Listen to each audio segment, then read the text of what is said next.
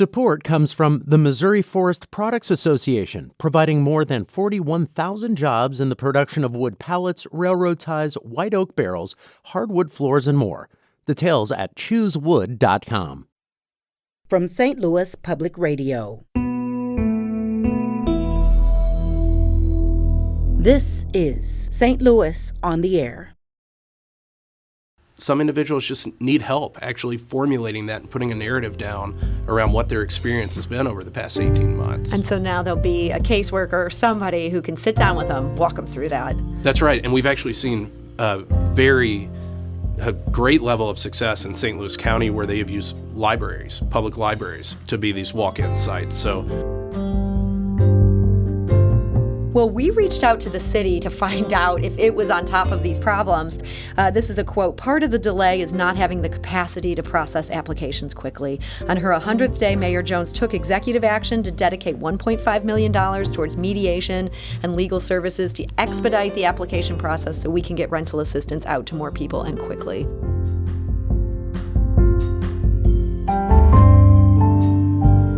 I'm Sarah Fensky. The federal government has given St. Louis City and St. Louis County more than $34 million just to help families struggling to pay the rent or utilities during the pandemic. But as St. Louis Public Radio reporter Andrea Henderson reported last week, both governments have struggled to get the money to people in need. One of those people is Letitia Birthright of Florissant. She wanted to apply for money from the county, but couldn't at first because the county requires a lease and she didn't have one. She finally got a lease from her landlord and applied on August 4th. She's still waiting. Letitia also applied to the state twice this spring, only to hear about missing documents just this week. She has now reapplied. State officials tell her she's at the top of the priority list, but she has yet to get any assistance. Letitia told Andrea this. It's something that's out of my control. I just feel numb. There's nothing that I can do. I've done everything that I can do. That is Florissant resident Letitia Birthright. And Letitia is not alone in her frustration. Joining us now to explain the state of the problem is Lee Camp. He is a senior staff attorney at ArchCity Defenders. So, Lee, welcome back. Hey, thanks for having me. So you deal with this a lot. How common are situations like Letitia's where she's made multiple applications, still hasn't gotten relief? I hear that story daily at this point. I mean, down to the documentation issues, the not having a lease, going through the county, going through the state. People are really trying to do everything right. It is incredible what we're watching people try to do. Unfortunately, the systems just aren't ramped up to kind of meet this need that we have right now. We're certainly moving that way, but we're just not there yet. And so that means those phone calls are still going to come into my office, and really, it's daily right now. And is the problem that so much is being asked for in terms of documentation, people just can't get their completed application together? Or is there problems even for people who've managed to cross every T? It's both. You've hit the nail on the head there. Really, there were a lot of bureaucratic requirements. When this program initially rolled out from the federal government, the Treasury had a lot of guidance on this that has been relaxed over time. As we've seen the need to move the money quicker, the federal government has responded. So certainly those things are relaxing now, but we do still hear the stories. In fact, this morning I had to follow up with the state on an individual who has done everything right before I even came into the picture. And it's just so frustrating and really mind-boggling. Like, why can't we get this corrected?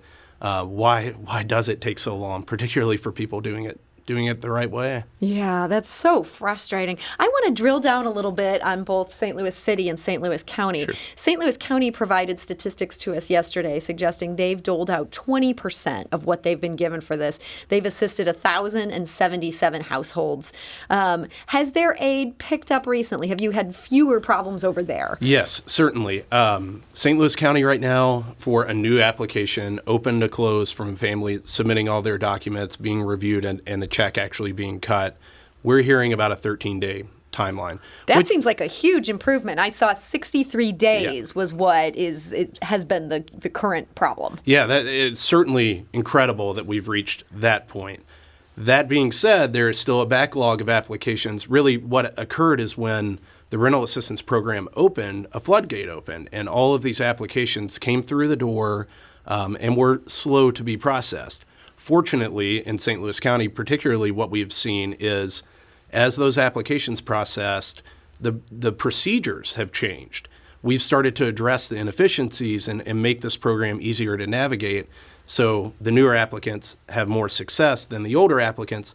That being said, do not think that if you've applied, that doesn't mean the money's not on the way. You're really helping out the future applicants. So it sounds very frustrating for these older applicants, but you are seeing this uptick with the newer ones getting through. Certainly.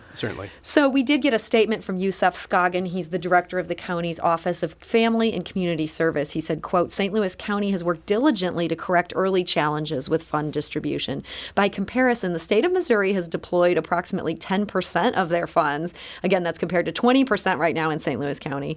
And his statement continues, of which more than 1/3 have been provided to St. Louis County residents. Additionally, St. Louis County deployment of these funds are higher than other neighboring communities. So we're talking about their challenges.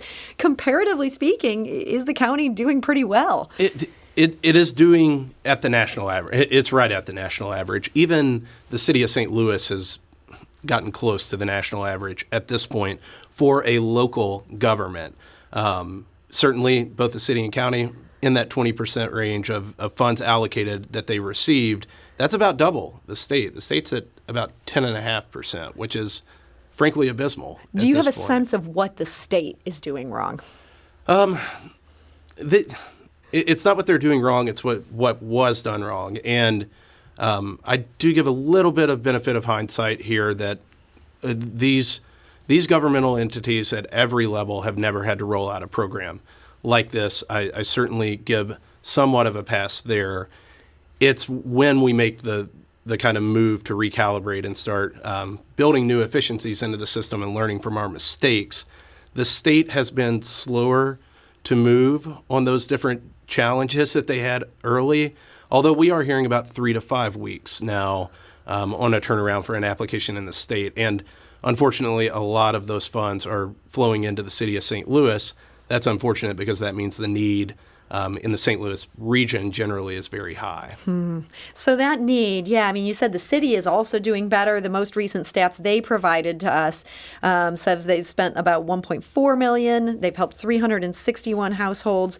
Same situation as the county where they were able to kind of ramp up? Yeah, it's interesting. The city is currently recalibrating. I mean, today the city for the first time will host walk-in rental assistance type clinics, 2 locations, one on the north side, one on the south side, where families can go in and apply. That has not been the case previously. It was online, it was by calling 211, the type of traditional ways that individuals have accessed social services in our community. Unfortunately, this is a different challenge. I mean, with COVID here, families have been asked to shoulder a lot of different challenges, and this is just another one on top of those. It wasn't exactly top of the mind to take care of all your technological needs or figure out ways to access a computer to even apply for these funds at those times. So I'm happy to see the city moving that way. I would say we have to get it right now. These clinics have to work. The future clinics coming down the road, they have to work because this money does have a timeline and actually goes back to the federal government if we don't spend it. So if the city can't manage to distribute this beyond the whole question of what happens with the eviction moratorium, this money just goes away. Yeah, by September 30th, all of these different entities, the city, the county, the state, they have to allocate 65% of the amounts of money that they were granted by the federal government. If they don't allocate that money, it actually will be recalled by clawback essentially by the federal government and go to places that are doing a better job of dispersing rental assistance. Wow, so that clock is ticking. Well, we reached out to the city to find out if it was on top of these problems. We heard back from spokesman Nick Dunn, and he acknowledged that there had been some delays. He believes that they are making these changes that you're calling for. This is a quote, "Part of the delay is not having the capacity to process applications quickly. On her 100th day, Mayor Jones took executive action to dedicate $1.5 $25 million towards mediation and legal services to expedite the application process so we can get rental assistance out to more people and quickly. The other delay in getting out this aid is related to applicants not having proper documentation when they apply.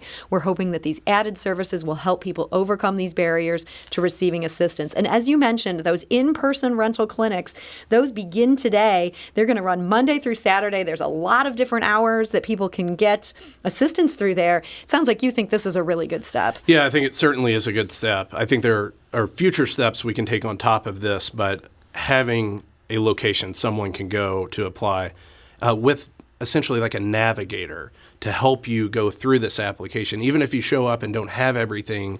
A lot of families just need that help of explaining, what documents you need help kind of formulating how COVID affected them. You have to be, affected by COVID to qualify for this money outside of some income standards. And a lot of us don't think about the ways that COVID has implicitly affected our lives every day. The food that we're buying for our children that may have eaten at school for free, the extra electricity you're using, the different costs that have come along with this that we've all incurred them, certainly. But some individuals just need help actually formulating that and putting a narrative down around what their experience has been over the past 18 months. And so now there'll be a caseworker or somebody who can sit down with them, walk them through that. That's right. And we've actually seen a great level of success in St. Louis County where they have used public libraries, to be these walk-in sites. So certainly we have a sense of optimism around this, and really we have a compass to follow because St. Louis County was doing this. Well, that's great to hear. If people want information on these walk-in clinics, the city is recommending call 211. Again, there's that recommendation there. You can also email 211-CARES@stl.unitedway.org, 211-CARES@stl.unitedway.org. Lee, we're almost out of time here, but you mentioned there's more we could be doing, should be doing. If you were in charge of the world here, or at least the St. Louis Metro, what's one thing you'd like to see happen to solve this problem? I'm not jealous of the policymakers right now at all. One, critical role, I'm an attorney, so I'm in the courts. I think that we have to make sure that we integrate that piece of this equation when we think about building out an infrastructure to address this crisis. And that really means talking to our judges, communicating with them locally, but also placing individuals physically in courts or on these Zoom dockets that continue today to make sure that people know about this assistance that's out there. We hear judges make announcements of phone numbers and things like that, and certainly love to see and hear that in the courts, but can we do more? Sure, we can put staff from the city government, from United Way, St. Louis County, on those dockets. We can make sure that those navigators are accessible immediately, particularly for those families that find themselves in court. They're nearly at the end of the rope at that point, and we have to get to those families. I think that's a great recommendation. I'm going to put you in charge of the world here, or at least this particular facet. I might turn down the offer on that one. I don't blame you for that. Well, Lee Camp, Senior Staff Attorney at ArchCity Defenders, thank you so much for joining us today. Yeah, thank you, Sarah. St. Louis on the Air is a production of St. Louis Public Radio. Understanding starts here.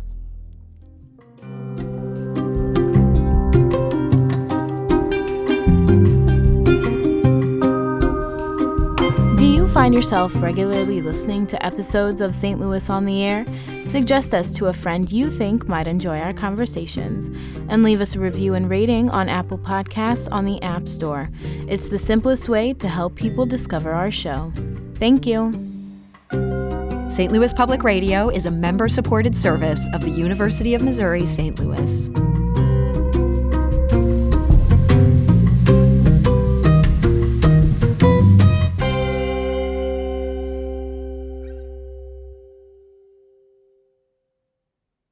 Support comes from the Missouri Forest Products Association, committed to conservation and careful management of the state's forests to make them more resilient and better habitats for wildlife. ChooseWood.com.